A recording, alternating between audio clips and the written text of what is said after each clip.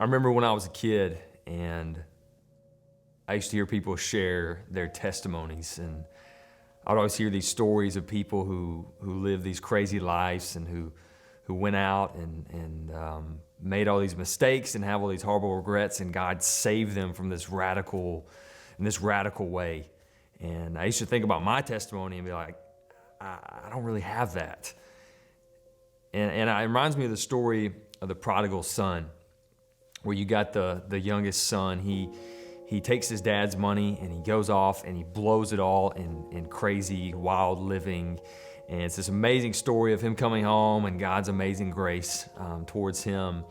And I used to think, I don't have that. I never went off and lived this crazy life. But eventually I realized I'm the other son.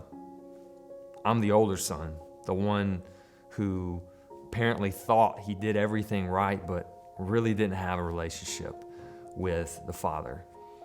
I was the religious son instead of the rebellious son. And I think all of us tend to go one way or the other. All of us are like one of the sons. We're either rebellious or religious. And the one common denominator we all have is we all need Jesus. And I was just as lost as anyone else, and I had to learn that my own way. I grew up in church. Tell people I started going to church 9 months before I was born. My dad was a pastor of First Baptist Church of our town, and I was in church all the time. All my friends were church friends. Everything I did revolved around the church, and that's really where my identity was as a pastor's kid. And thankfully, my parents not only believed the gospel, but they lived the gospel. They taught it not only in church, but they taught it in our home. And so I was thankful. I knew the gospel. I knew what it meant to have a need for Jesus. I knew what it was to be lost, to be dead in sin. And thankfully, that was something my parents never pushed on me. But in God's timing, when I was 6 years old, I remember going to my parents and say, Mom, Dad, I want to be saved. I want to have Jesus as a part of my life. And they led me through what that meant. And I was saved at 6 years old. From that point on, I stayed involved in church until the 7th grade. I actually went through a church split. My dad was the pastor, and through a series of conflicts, my dad ended up resigning and leaving this church that I had been at my entire life.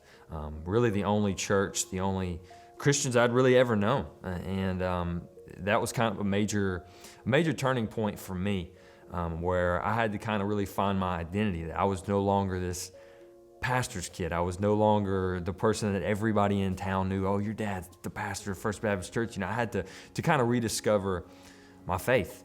I really just started growing cold to the things of God. I knew the Bible stories. I knew the right things to say. I knew the right way to live, but it was just a routine for me. It was just something that I did. There wasn't a whole lot of passion. There wasn't a whole lot of fire. For me, being a Christian was following a checklist, right? It was the thou shalts and the thou shalt nots. That was my life, and I just kind of grew cold to it. And if you were to look at me on the outside, I was a great kid. I didn't have this rebellious lifestyle. By all accounts, I was what you would call a good Christian person. But on the inside, there just wasn't much going on. And me and God, we didn't have this closeness. I wasn't spending daily time with Him. There wasn't that relational aspect.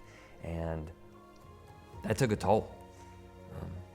My senior year of high school, I got invited to join a discipleship group with some other guys my age. We all went to different churches, but we came together once a week to be serious about our faith. And for the first time in my life, I really felt like I was challenged to grow, and I was pushed to be a man. And I really understood what it meant to be a disciple of Jesus. From then on, for the first time in my life, I started digging into God's Word. And I started wrestling with some of the things that were in there. I started looking at some of the things that Jesus said. Like Jesus said, if you want to follow me, you must deny yourself, take up your cross, and follow. And I had to ask myself, honestly, am I denying myself? Am I really carrying my cross? Because when I read Jesus' words, it's not like a lukewarm, half-hearted, maybe if you want to go to heaven, pray this prayer, be a good Christian boy. It's all or nothing. Like, it's total surrender, total sacrifice. And I looked at my life and thought, I don't know if that's me. And so for the first time in my life, I feel like I really just said, God, I'm giving you everything. Jesus, everything I've got, I'm giving it all up to follow you. I'm leaving everything behind for you because Jesus is better. And that was really a turning point for me. That's when I really began digging into God's Word, spending time in prayer, and living passionately about my faith. That's when I felt called to ministry. That's when I ended up changing what college I was going to, changing my major. So many things started changing for me in that moment. And today, that really is my passion. Because I think in the church, one of the things we do is we do a really good job of getting people saved, but we don't know what to do next. It's like we don't teach them what to do after that. We see salvation as the finish line rather than as the starting point. Because that's the starting point. Jesus said, he didn't say just go and get people saved and go and get people in church. He said go and make disciples.